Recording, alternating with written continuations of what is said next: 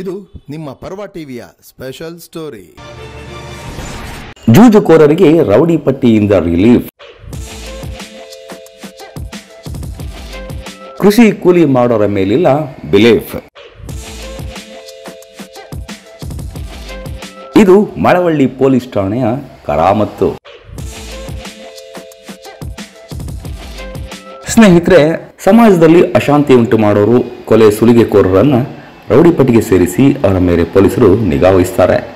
ಎಷ್ಟೋ ರೌಡಿಗಳು ಭವಿಷ್ಯದಲ್ಲಿ ಎಲ್ಲವನ್ನು ಬಿಟ್ಟು ಉತ್ತಮರಾಗಿ ನಡೆದುಕೊಳ್ಳುವ ಮೂಲಕ ಆ ಪಟ್ಟಿಯಿಂದ ಹೊರಬರುತ್ತಾರೆ. ಮಳವಳ್ಳಿ ಪಟ್ಟಣ ಪೊಲೀಸ್ ಠಾಣೆಯಲ್ಲಿ ಇತ್ತೀಚೆಗೆ ಕೈಬಿಟ್ಟಿರುವ ರೌಡಿ ಶೀಟರ್ಗಳ ವಿಚಾರದಲ್ಲಿ ಭಾರೀ ಗೋಲ್ಮಾಲ್ ನಡೆದಿದೆ ಎಂಬ ಮಾತುಗಳು ಕೇಳಿಬರುತ್ತಿವೆ. ಅದಕ್ಕೆ ತಾಜಾ ಉದಾಹರಣೆ ಮಹೇಶ್ ಆಲಿಯಾಸ್ ಇಂಗ್ಲಿಷ್. ಹೌದು, ಈ ಇಂಗ್ಲಿಷ್ ರೌಡಿಸಂ ಬಿಟ್ಟು ಕೆಲವು ವರ್ಷಗಳಿಂದ ಕಾಯಕವೇ ಕೈಲಾಸ ಅಂತ ಹೈನುಗಾರಿಕೆ ಮಾಡಿಕೊಂಡು ಜೀವನ ಸಾಗಿಸುತ್ತಿದ್ದಾನೆ.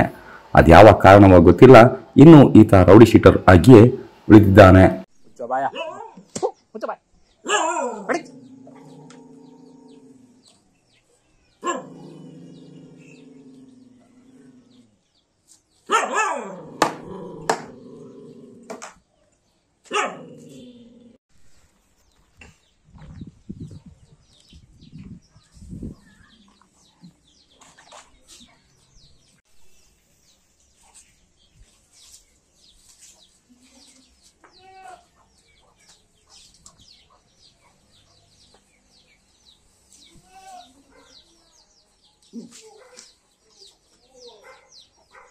ಸರ್, ನಿಮ್ಮ ಹೆಸರು ಸರ್?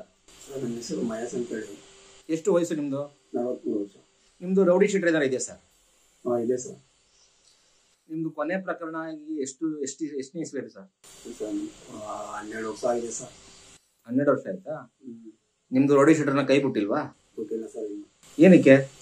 ಅವರೇ ಕೇಳಿದ್ರು ಸರ್. ನೀವೇನಾದ್ರು ರೌಡಿ ಚಟುವಟಿಕೆಯಲ್ಲಿ ಭಾಗವಹಿಸಿದ್ದೀರಾ? ಇಲ್ಲ ಯಾವುದೂ ಇಲ್ಲ ಸರ್. ಈಗ ಜನಗಳನ್ನ ಬೆದರಿಸಿ ಹಫ್ತಾ ಕೇಳೋದು ಅಥವಾ ಬಾರಲ್ಲೋಗಿ ಫ್ರೀ ಎಣ್ಣೆ ಕುಡಿಯೋದು ಮಾಡ್ತಾ ಇದ್ದೀರಾ? ಇಲ್ಲ ಅದೆಲ್ಲ ಇಲ್ಲ ಸರ್ ನಮ್ಮ ಹತ್ರ.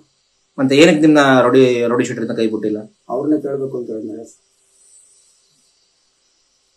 ನೀವು ರೌಡಿ ಪರೇಡ್ಗೆಲ್ಲ ಹೋಗ್ತೀರಾ? ಹೋಗ್ತೀನಿ. ಏನ್ ವೃತ್ತಿ ಮಾಡ್ತಾ ಇದ್ದೀರಾ ನೀವು? ನಾನು ಹೈನುಗಾರಿಕೆ ಮಾಡ್ತಾ ಇದ್ದೀನಿ. ಮತ್ತೆ ಜಮೀನು ಇದೆ ಒಂದು ಸ್ವಲ್ಪ. ಜಮೀನು ಮಾಡಿಸ್ಕೊಂಡು ನಾನು ಹೈನುಗಾರಿಕೆ ಮಾಡ್ಕೊಳ್ತೇನೆ. ಹಸುಗಳು ಸಾಕೊಂಡಿದ್ದೀನಿ. ಎಷ್ಟು ಲೀಟರ್ ಹಾಲು ಕಲಿತೀರಿ? ಒಂದು 20 ಲೀಟರ್ ಹಾಲು ಹಾಕ್ತೀವಿ.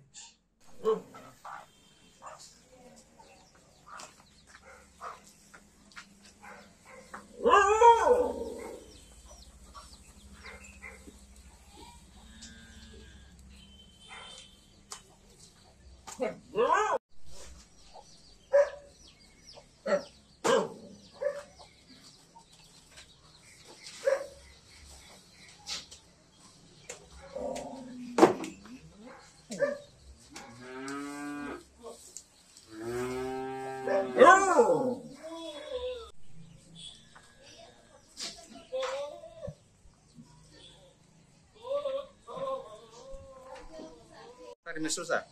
ನನ್ನ ಹೆಸರು ಚನ್ನಬಸವಯ್ಯ ಅಂತ ಹೇಳಿ ಸರ್. ಯಾವ ಊರವರು? ನಾನು ಇಲ್ಲೇ ಪಕ್ಕದ 2 ಕಿಲೋಮೀಟರ್ ಮಳವಳ್ಳಿಯಿಂದ ಬಾಗ್ಲೂರು.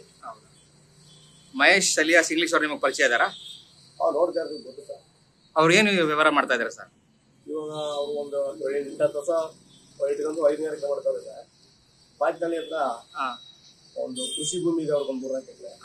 ಅಲ್ಲಿ ಅಡಕೆ ಪಡಕೆ ಅದು ಇದು ಸಣ್ಣ ಪುಟ್ಟ ಇದು ಹಸು ಮೇವು ಹಾಕೋದು, ಪುನಃ ತರಕಾರಿ ಬೇಸಾಯ ಮಾಡೋದು ಮಾಡಿದ್ರೆ ಕೃಷಿ ಗಿಷಿ ಮಾಡ್ಕೊಂಡು ಪರವಾಗಿಲ್ಲ ಸರ್.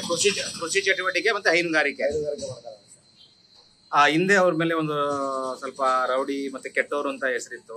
ಈಗ ಬದುಕ್ತಾ ಇದಾರೆ ಸರ್? ಇಲ್ಲ ಸರ್, ಸದ್ಯ ಇವೆಲ್ಲ 2 ವರ್ಷ ಕೊಟ್ಬಿಟ್ಟು ಬಹಳ ಇದಾಗವ್ರೆ ಸರ್. ಈಗ ನೆಮ್ಮದಿ ಬದುಕ್ತಾ ಇದಾರಾ? ಧನ್ಯವಾದ ಸರ್. ಆದರೆ ಮೀಟರ್ ಬಡ್ಡಿ ತಗೊಳ್ಳೋರು, ಜೂಜುಕೋರರು ರೌಡಿ ಶೀಟರ್ನಿಂದ ಆಚೆ ಬಂದಿದ್ದಾರೆ. ಇದನ್ನು ಗಮನಿಸಿದಾಗ ರೌಡಿ ಪಟ್ಟಿಯಿಂದ ಹೆಸರು ತೆಗೆಯಲು ಯಾವ ಮಾನದಂಡ ಅನುಸರಿಸಲಾಗಿದೆ ಎಂಬ ಪ್ರಶ್ನೆಗೆ ಉತ್ತರ ಸಿಗಬೇಕಿದೆ. ಯಾಕಂದರೆ ಸಮಾಜದಲ್ಲಿ ತಪ್ಪು ದಾರಿ ಹಿಡಿದವರನ್ನು ಸರಿದಾರಿಗೆ ತರಬೇಕಾದ ಗುರುತರ ಜವಾಬ್ದಾರಿ ಪೊಲೀಸ್ ಇಲಾಖೆ ಮೇಲಿದೆ. ಆದರೆ ಮಳವಳ್ಳಿ ಪೊಲೀಸ್ ಠಾಣೆಯಲ್ಲಿ ಬೇಲಿಯೇ ಎದ್ದು ಒಲೆ ಮೇಯ್ದಿದೆಯಾ ಎಂಬ ಅನುಮಾನ ಕಾಡ್ತಿದೆ. ಹಾಗಿದ್ರೆ ರೌಡಿ ಶೀಟರ್ನಿಂದ ಯಾರ್ಯಾರನ್ನ ಕೈಬಿಟ್ಟಿದ್ದಾರೆ, ಇನ್ನು ಎಷ್ಟು ಅಮಾಯಕರು ರೌಡಿ ಶೀಟರ್ನಲ್ಲಿ ಉಳಿದಿದ್ದಾರೆ ಅಂತ ಮುಂದಿನ ಸಂಚಿಕೆಯಲ್ಲಿ ತಿಳಿಸ್ತೀವಿ. ಅಲ್ಲಿ ತನಕ ನೋಡ್ತಾ ಇರಿ ಪರ್ವ ಟಿವಿ. ಧನ್ಯವಾದಗಳು. ನಮ್ಮ ಯೂಟ್ಯೂಬ್ ಚಾನೆಲ್ನ ಸಬ್ಸ್ಕ್ರೈಬ್ ಆಗಿ, ಲೈಕ್ ಮಾಡಿ, ಪಕ್ಕದಲ್ಲಿ ಕಾಣಿಸೋ ಬೆಲ್ ಐಕನ್ನ ಕ್ಲಿಕ್ ಮಾಡಿ.